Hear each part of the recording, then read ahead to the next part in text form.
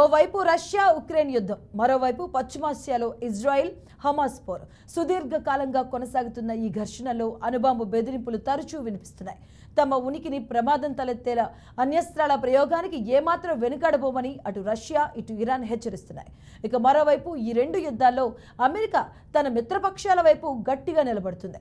ఇక ఈ తరుణంలో అగ్రరాజ్యం ఇటీవల ఓ అత్యాధునిక యుద్ధ విమానానికి సంబంధించిన ఫోటోలను విడుదల చేసింది. ఆ బాంబర్ వివరాలేంటో ఇప్పుడు తెలుసుకుందాం.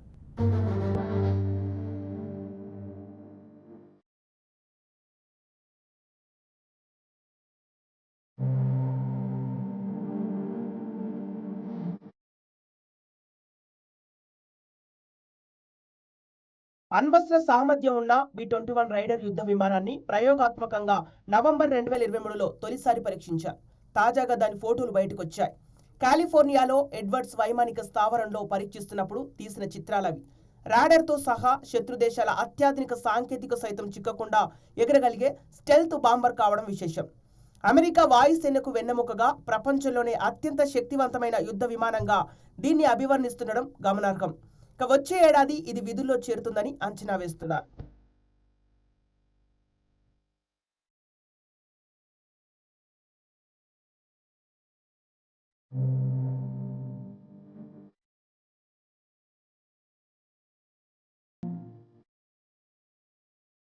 డిజైన్ చేసేటప్పుడు నిర్దేశించుకున్న లక్ష్యాలకు అనుగుణంగానే B-21 రైడర్ పనిచేస్తుందని ఇటీవల సెనెట్ ఆర్మ్డ్ ఫోర్సెస్ కమిటీ ముందు అమెరికా రక్షణ శాఖ ఉన్నతాధికారి ఆండ్రూ హంటర్ వెల్లడించారు.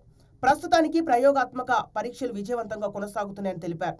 ఇప్పటి వరకు విమానం ఎన్నిసార్లు, ఎంత సమయం గాల్లో ఎగిరింది, ఇంకా ఎన్నిసార్లు పరీక్షిస్తారనే విషయాలను మాత్రం గోప్యంగా ఉంచారు.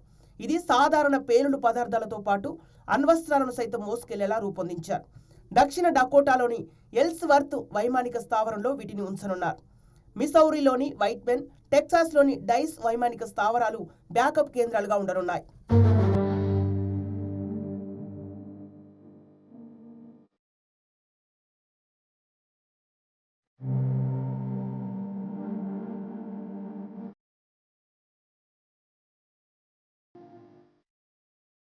మొత్తం 100 విమానాలను ఉత్పత్తి చేయాలని లక్ష్యంగా పెట్టుకున్నట్లు అమెరికా వాయుసేన అధికారులు వెల్లడించారు.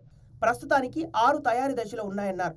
వీటిని అమెరికాతో సహా మిత్ర దేశాల రక్షణలోనూ ఉపయోగిస్తామని తెలిపారు. వీటి తయారీని నార్థరాఫ్ అనే సంస్థకు అప్పగించారు. తొలి 5 విమానాలను ఎలాంటి లాభాపేక్ష లేకుండా అందించనున్నట్లు ఈ కంపెనీ వెల్లడించింది. B-21 రైడర్ వెనుక భాగంలో వెడల్పుగా, మందంలో సన్నగా ఉండే ఎగ్జాస్ట్ ఉన్నట్లు చిత్రాలను బట్టి రక్షణ రంగ నిపుణులు విశ్లేషించారు.